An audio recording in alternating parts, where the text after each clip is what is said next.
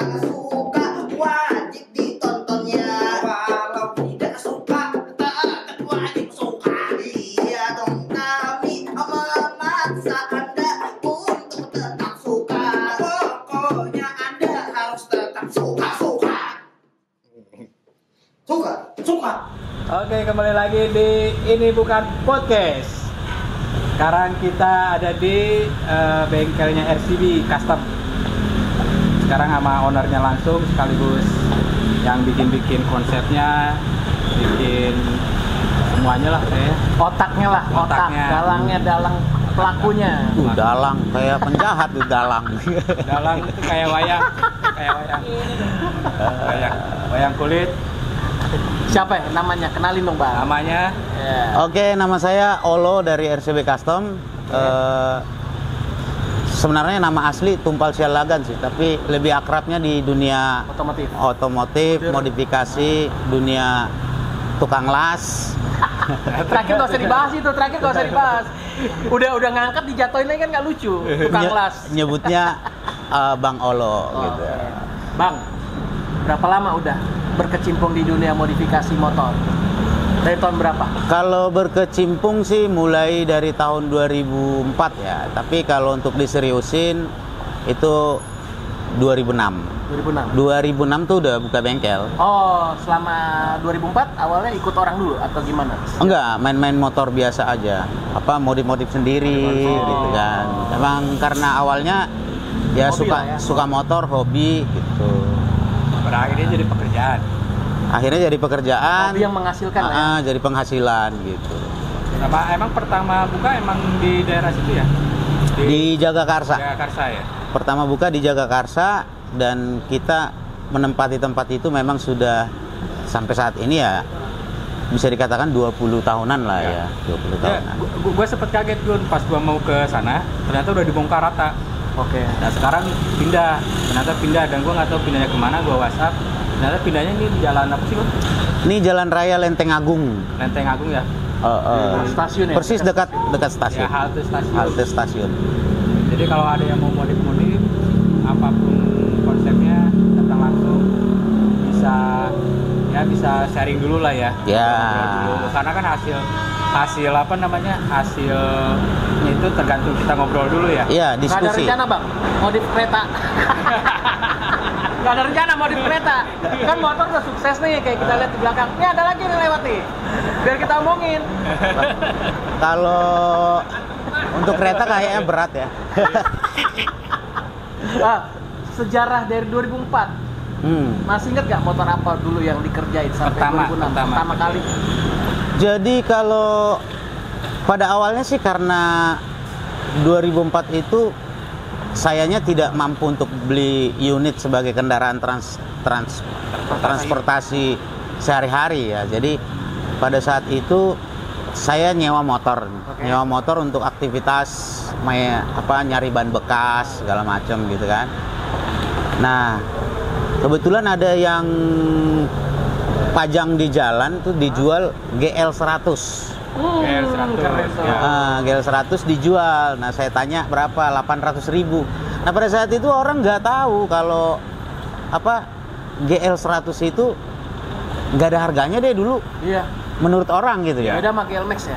Nah, begitu kalau GLMax ya sama aja sih. Sama ya? Nah, karena pada saat itu udah masuk nih peradaban baru nih, motor-motor yang lebih simpel. Jadi motor tua itu nggak terlalu dihargai pada waktu itu. Nah, saya beli itu, terus karena saya memang tukang ban, akhirnya bannya kita gonta-ganti, gede segala macam. Tiba-tiba suatu saat ada orang nih, pemain motor tua, bilang, ini motornya dijual nggak? Enggak, saya bilang. Kalau dijual, hubungi saya lah, katanya dikasih nomornya. Nah, dia berani pada saat itu 4 juta. Wah, tinggi. Saya kaget. Iya, tinggi loh. 4 juta waktu itu gede. Iya, ada 800. Mungkin nggak? Coba deh, angkat deh, kasih 4 juta. Akhirnya saya beli lagi 1.200.000. Nah, kereta berisik banget. Makanya besok kita custom. Kalau nggak di portal aja udah. Nah akhirnya saya beli lagi 1.200.000. Terus saya modif motor itu karena kebetulan hobi ya. Di depan saya ada tukang las gitu. Saya suruh potong ini, bikin ini segala macem. Nah, ketika itu ada orang yang tertarik membawa motor ini ke kontes. Gitu. Ke kontes, termasuk dibantu sama teman airbrush segala macem. Juara lah motor ini. Juara di salah satu kontes pada waktu itu. Tahun berapa tuh Bang? Tahun udah lupa deh. Itu perdana custom langsung dapat sekitar 2005 kalau nggak salah. Nah, sekalian itu ditawar orang Bandung di stand kontes itu. Oh, di ajang itu ya? Iya, di ajang itu. Terus saya nggak kasih karena memang kita lagi resep sama motor itu ya. Kita nggak kasih, dia ngasih nomor telepon. Nah, begitu sebulan kita pikir-pikir, wah kalau tawarannya ini 30 juta, pada waktu itu kan masih mahal bikin motor custom ya, 30 juta, terus kita bisa buka bengkel nih serius gitu kan. Oh, itu pemicunya ya? Iya, kita bilang nih sama istri, "Ma, ini harganya ditawar orang 30 juta, nggak mungkin," katanya. Ya udah, untuk membuktikan saya kasih dong. Nah, bapak itu bilang, deliverynya potongnya 2 juta untuk anak-anak yang jemput ke Jakarta. Oke, transfer tuh 28 juta. Istri nanya, "Ini beneran?" Iya. Lalu nanya, "Berapa buka bengkel custom?" Saya bilang 50 jutaan. Langsung istri nambahin tuh 22 juta. Silakan dibuka gitu kan. Kita buka tuh bengkel custom resmi. Awalnya masih di kebon-kebon lah, cuman kita bikin hanggarnya dari besi, terus beli peralatan semuanya, jadilah tuh bengkel custom. Seiring dengan waktu banyak yang datang, kita kerjain. Itu dari mulut ke mulut lah ya? Dari mulut ke mulut, ya kan. Sampai kita merasa bahwa hobi ini bisa jadi penghasilan. Bisa jadi penghasilan. Akhirnya kita ngerasain hasilnya tuh udah diseriusin. Iya. Sebenarnya kalau dilihat bengkel ini sekarang lumayan, terus kapasitasnya lumayan. Ya itu penuh perjuangan sih sebenarnya. Ya, dan alat pun semakin berkembang ya. Ya, yang tadinya cuman alat gerinda, trafo segala macam, kita sekarang punya peralatan yang untuk bending, English wheel segala macam gitu. Nah, gitu. Akhirnya kita seriusin tuh modif motor ini gitu. Nah ini Kak, kalau kebanyakan customer yang pengen custom ini konsepnya lebih ke konsep apa sih kebanyakannya? Kalau untuk sekarang orang minat ke bobber sama bread cafe. Bread cafe karena anak-anak muda ya, yang orang dari SMP sampai kuliah, terus itu bread cafe, terus yang udah bekerja dia lebih memilih bobber gitu ya. Ya karena memang yang gua tahu selama gua kenal sama Om Polo ini, gua pertama itu datang langsung kayak bikin chopper, bikin bobber gitu. Makanya sinkron nih, gua sama abang ini sinkronnya kenapa? Ya itu dia, maksudnya satu frekuensi. Tapi kalau kayak street biker ya kayak gitu, gua kurang sport, gua kurang. Jadi lebih emang buat touring lah. Touring yang nyaman. Nah di sini tempatnya gitu. Jadi kalau ini asik lah pokoknya, orangnya juga asik, diajak ngobrol. Tapi kalau sekarang non alkohol ya Bang ya. Faktor U. Dikit-dikit sih. Ya. Kalau dulu kan datang adalah gitu kan. Yang penting narkoba jangan. Ya, jauh itu. Biasanya kan anak motor juga minum wajar lah, masuk angin soalnya kan. Biar nggak itu dia ngatasin dengan minuman kan. Kalau alkohol boleh lah dikit-dikit. Yang penting jangan sampai memabukkan. Gitu. Bikin rugi lah. Iya. Nah, satu pesan gua buat mie ayam. Ya nggak ada mie ayam. Pesan mie ayam tadi satu pesan. Kita tiga. Picet. Jadi gini, pesan gua kalau buat orang-orang di luar sana nih Bang yang nggak ngerti otomotif ataupun pengen bikin, kadang dia tidak bisa menghargai sebuah karya orang. Wah kemahalan, wah begini begitu. dia hanya menilai dari tampilannya, oh itu bukan dari harga, dari nilai artnya, dari nilai seninya, kerumitannya seperti apa. Kalau spare part sih tentatif ya bang ya, kalau spare part kita bisa inilah gitu, bisa nyari yang ini. Tapi kalau udah wah kemahalan di sini gini, kalau kata gua lu harus paham dulu deh arti modifikasi itu apa. Karena nggak akan ada yang lu modif, nggak akan ada yang sama. Iya betul. Gitu. Karena itu selera. Kalau yang namanya custom bisa kelihatan karakter lu tuh di situ. Nah, jadi tantangan yang paling besar di usaha modifikasi ini begini. Seperti Bang Agung bilang tadi, ini baru terjadi nih. Saya dapat motor Supra chopper yang memang bukan buatan saya, tapi itu dikasih sama customer terus potong project gitu kan. Ya mau nggak mau saya jual dong. Saya coba posting di salah satu grup jual beli chopper, kita nggak usah sebut lah. Nah, yang ternyata di grup itu sama sekali tidak menghargai hasil karya seni gitu. Sementara saya pribadi pun mungkin lebih dari yang saya posting itu bisa saya buat, tapi saya sangat menghargai itu sebagai karya seni gitu. Nah, itu dibully habis-habisan bang di situ, dibully habis-habisan, bahkan pokoknya dibully habis-habisan. Tapi itu dibulinya karena apa bang? Desainnya kah atau karena harga? Terlalu tinggi. Kebetulan speknya memang Supra, surat komplit gitu kan. Tapi kita hargai 13 juta gitu. 13 juta. Itu dibully habis-habisan. Nah, tantangannya di sini, orang-orang yang main custom sekarang itu kebanyakan pemain-pemain baru yang memang hanya followers ya, ikut-ikutan. Ikut-ikutan. Jadi kebetulan mereka lagi pengen beli, terus nantinya bosan, dijual. Dia nggak peduli jualnya kemana, harganya. Jualnya mau murah apa, yang penting dia udah bosan nih, dijual aja. Maka banyak yang diposting murah. Nah, postingan-postingan yang murah ini menyebabkan image dari custom motor itu tidak dihargai, murah gitu. Nah, itu tantangannya ya seperti itu. Mereka tidak berpikir bahwa ini hujan apa-apa.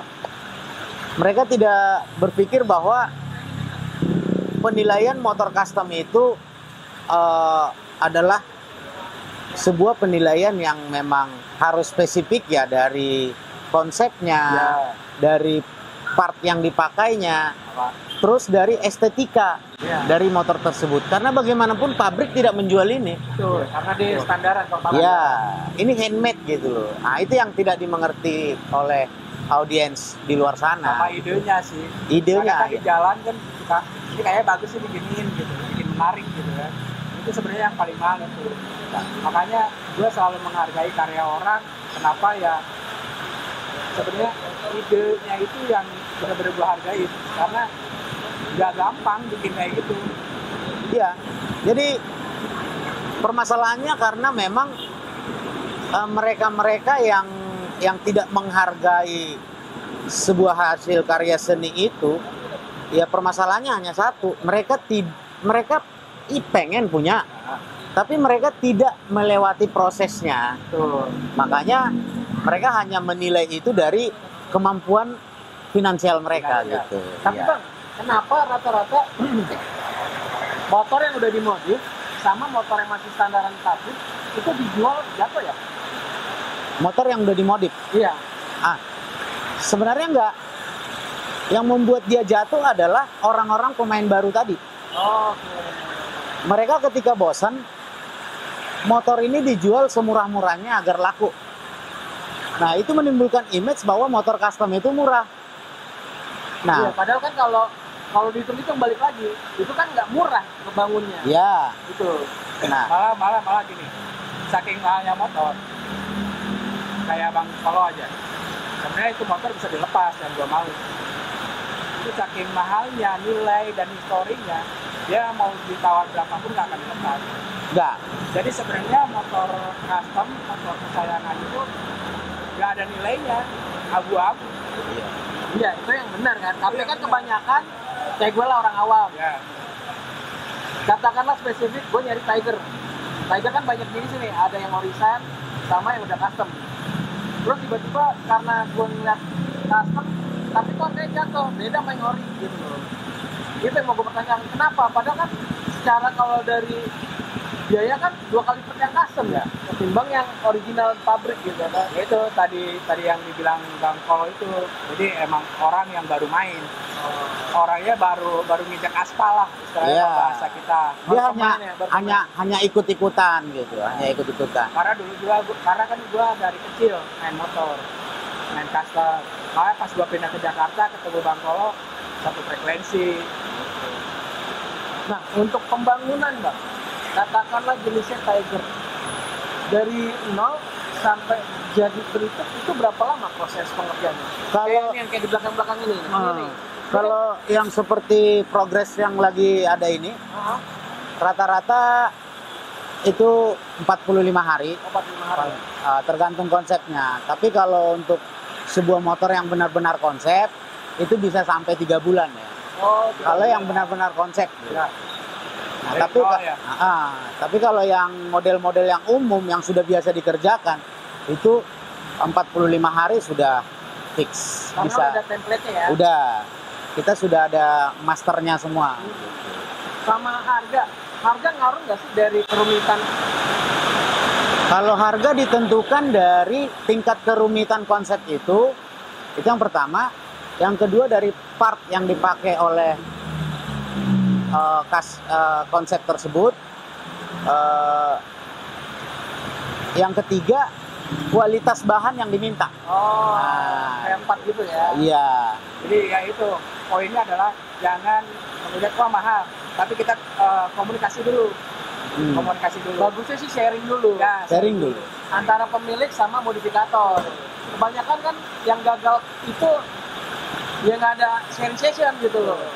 Jadi mentang-mentang punya duit, serahnya ke mereka. Ya. Pada saat jadi, lo kok kayak gini? Nah itu yang sering terjadi gagal paham dari kedua belah pihak biasanya gitu kan.